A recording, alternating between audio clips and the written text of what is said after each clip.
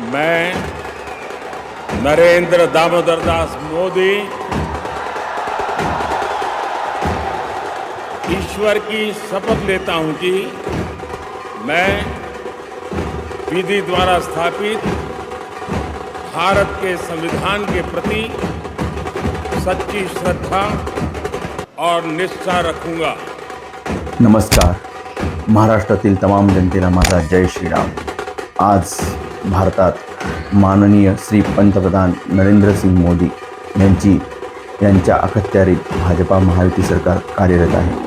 आपणाला सुद्धा महाराष्ट्रात भाजपा महायुती सरकार आणायचं आहे आणि भाजपा महायुती सरकार आणण्याकरता येत्या 20 नोव्हेंबर 2024 रोजी आपणा सर्वांना जास्तीत जास्त समुदायाने मतदान केंद्रावर जाऊन मतदान करून भाजपा महायुती सरकार आणायचे आहे.